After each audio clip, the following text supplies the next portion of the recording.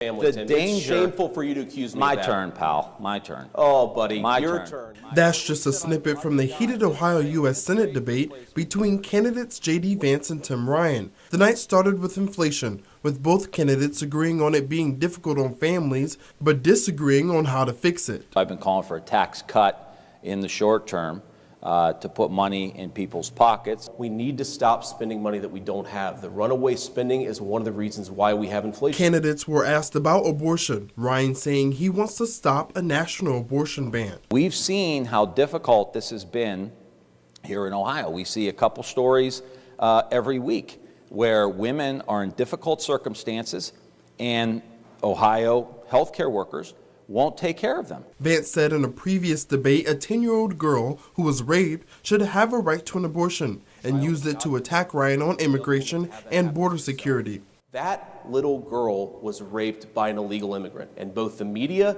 and Tim Ryan need to be honest about the fact that she would never have been raped in the first place if Tim Ryan had done his job on border security.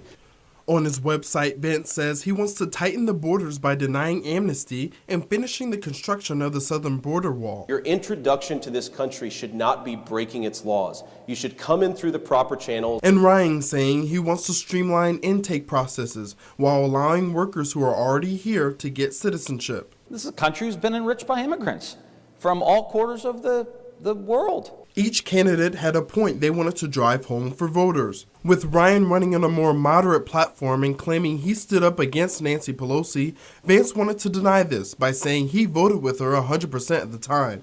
This guy goes on national TV and says, "I love Nancy Pelosi," and has the audacity of accusing me of kissing anyone's rear end. It's pretty rich. And Ryan saying Vance is a part of the extremists who believe in the Great Replacement theory. I think it is grounded in some of the most racially divisive writings in the history of the world. The debate began drawing to a close with personal attacks after Vance accused Ryan of being the reason for negative comments toward his family. But you're so desperate not to have a real job that you'll slander me and slander my family. It's disgraceful. Thank you, Mr. Vance. Ryan says that's not the case. I think we got to get one more question in. I think I struck a nerve. I would never talk about your family. So don't try to spin this because you don't want to talk about the fact that you're with the extremists. At the end of the night, even with all the bickering, the candidates met in the middle to shake hands. For NewsWatch, I'm Andre Norrils.